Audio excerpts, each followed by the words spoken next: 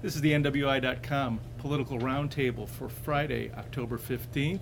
I'm joined today with Doug Ross, editorial page editor for the Times, and Mark Kiesling, columnist for the Times. I'm Robert Blaszkiewicz, assistant managing editor for the Times. Each week we're going to bring you the latest political news leading up to the midterm elections. This week, a lot of the usual election news was kind of obscured by the major developments in an ongoing story of the bistate shooter.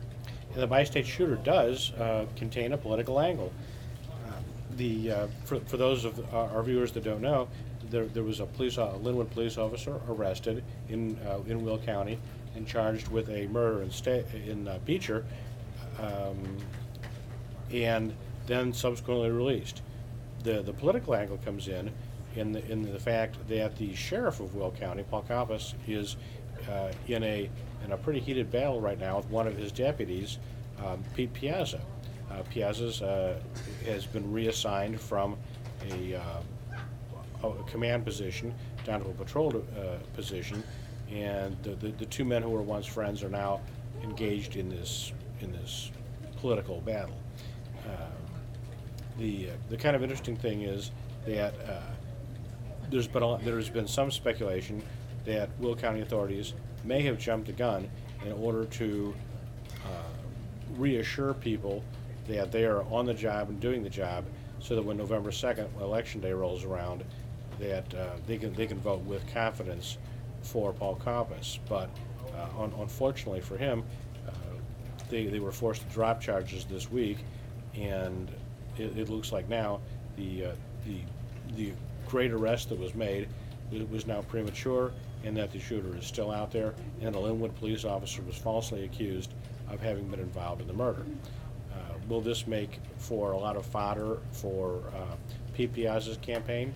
It remains to be seen, but originally the Linwood police officer was scheduled for November 9th arraignment, which would have been 7 days after the election, and if the charges had been dropped then Caucus could have been reelected without any damage.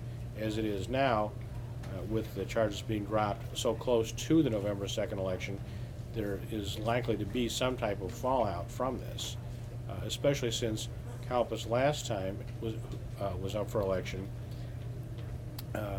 went through the arrest of Kevin Fox for the murder of his daughter, and was 8 months later forced to drop the charges against him when it turned out that he, in fact, was not the killer.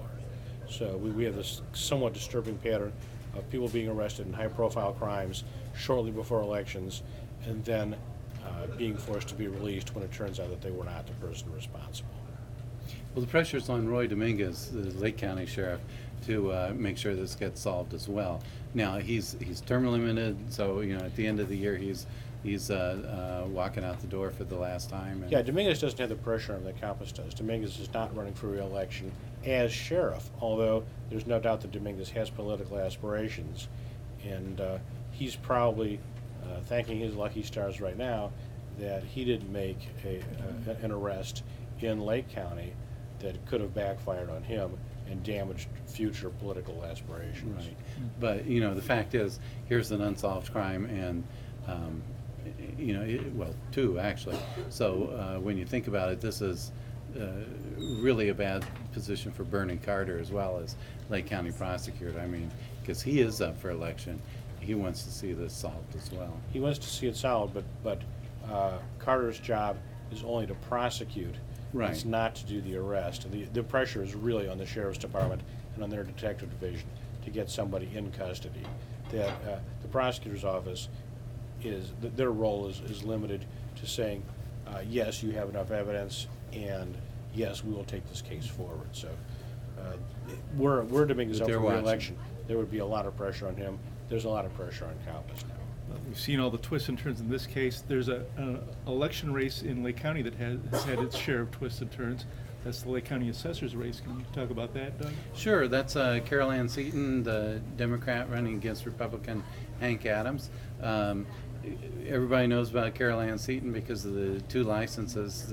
She held a driver's license in Michigan and one in Indiana, and so that raised residency issues. Where the world did she live?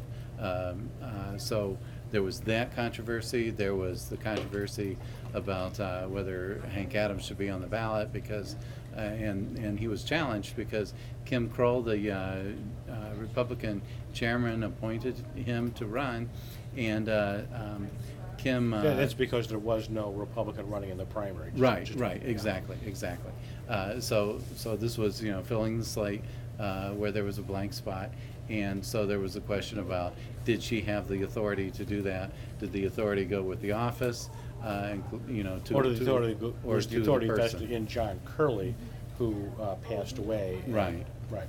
But eventually, it was determined that it was the office that made the appointment, not the individual. Right. So And- Kroll was able to make that appointment. And the latest twist is the question of whether, well, you can address this. Well, Kara, the question is, there were certain exemptions taken on the home in which Carol Ann Seaton claims to live in Indiana, on Adams Street in Gary, and the exemptions were taken out by a William Seaton.